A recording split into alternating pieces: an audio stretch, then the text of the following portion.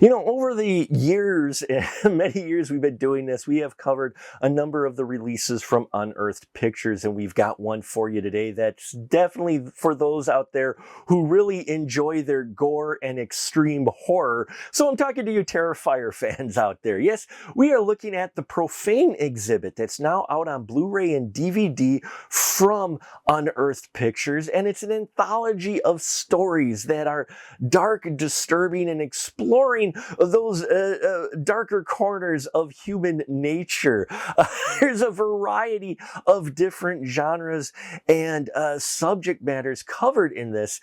And yeah, we're going to cover all of the shorts in here because I think they all deserve at least a little bit of attention. So this one may go a little long, folks, but stick with me because I think it's definitely worth it. First off, we're going to look at Mother Mayi. It involves a sadistic nun who takes women in off the streets and tries to, mold them and give them some purpose working on the church and other buildings and such, and just, helping them maybe get back on a path where they can be self-supporting. But there's also some other hidden motives by this nun in here.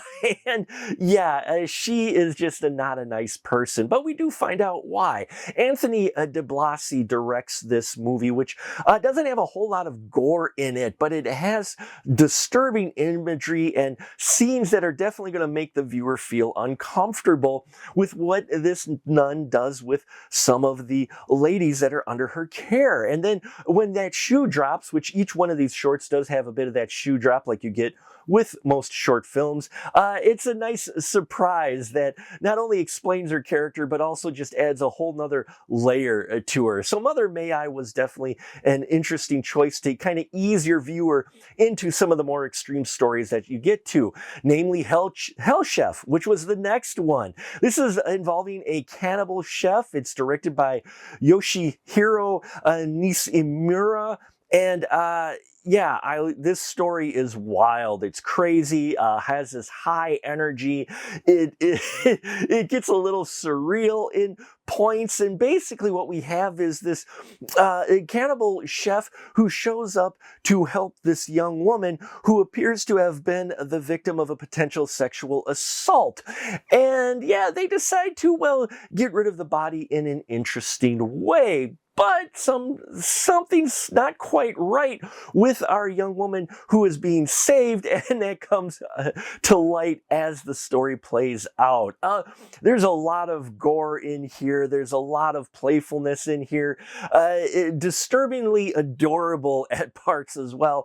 But yeah, this one was an interesting follow-up to the Mother Mayi because the energy is just so different in here. We even get kind of the spirit of a Mary Poppins from hell in here. Maki Mizui, who plays the young woman, she really puts in just this very entertaining performance as this character, and surprises that we get with each one of these is here as well. And it didn't quite end the way I thought it would, but yeah, for you gore whores, you're gonna get definitely enough of your blood and guts there. But wait, there's plenty more.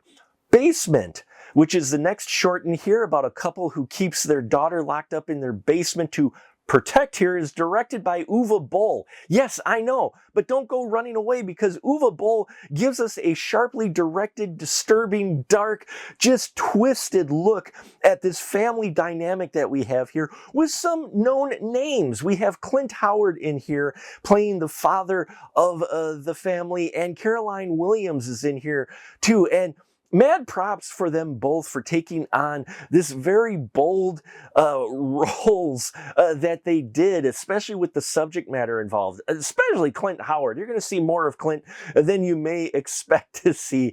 And it is definitely a risk-taking, I would say, role as well. So yeah, it's well edited, and the way it comes together, definitely going to make your skin crawl. The weakest one in here, and I say weakest as far as gore or horror elements, but still I think was solidly done, is Bridge. It's kind of about this sort of suicide bridge. It's directed by Ruggero Deodato. And yeah, there's no blood and gore in here at all. It's definitely more of the almost gothic supernatural approach about this bridge that appears to kind of have this history of folks throwing themselves off of it. And it provides kind of an answer to why people may be actually leaving this bridge in an improper manner. So I did like that, though out of all of them, it's probably the most tame of them. And then we get Tophet Quorum. A guy is trying... Well, I don't want to give away too much in describing it because it definitely was a surprise. It's got a little bit of everything. It's got creatures in it. It's got it starts off almost like a crime thriller of sorts, where a corpse is found in a drainage river by a creek, and a very disturbing and realistic looking corpse. All the makeup effects in this one especially look really sharp and really grotesque and just what you wanted for the subject matter that it is. And then we get into learning the couple that we get to meet as well, and intense by the husband of the couple. And then it just really takes this turn from there, which I did not fully expect, but was happy it took this dark turn, because I was like, how is this? Because this is kind of going standard. And then it was like, oh, okay. Yeah, it almost would make a good solid full feature film, I think, with a little bit of tailoring of the subject. But the director, Sergio Stiviletti, really does well with this one. Then there's The Good Wife, involving a sadistic husband, directed by Ryan Nicholson. Monique Parent, Tina Krause, and Dan Ellis is in here. Dan Ellis plays the sadistic husband who has a very unusual nightlife that he's keeping from his wife, who is a very obedient, overly obedient wife who puts up way too much from this person. And oh man, this is one of those where you're like, where is this going? And you're just gonna probably trigger some people and piss you off, especially because of the way it starts. It's probably one of the more graphic as far as the nudity goes, as well as what goes on here.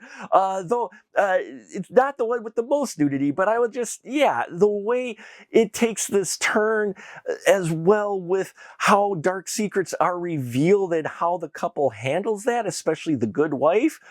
Yeah, it was a surprise. Now we have Moors in Tabula after that, which is basically a Nazi doctor comes and treats a sick kid, directed by Marion Dora, and this one is going to play out like you expect.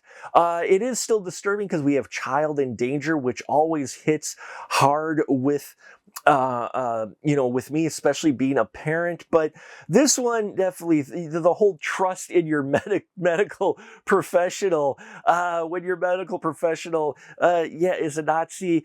Yeah, you can imagine how things turn out, but it was a very interesting way they handle that subject matter, for sure. Sins of the Father deals with father molestation, because the last one with child in peril wasn't enough, and this one is how it feels like they're filming a snuff film at first, and then we go from there to a very interesting approach to this, trying to get this guy to reveal what he's done in the past to his kid. And directed by Nacho Vigalondo, and I probably mispronounced it, I apologize, Vigalondo, and I thought it was very disturbing subject matter. It is stuff that does happen out there, and the kind of retribution angle for it was seemed to be a rather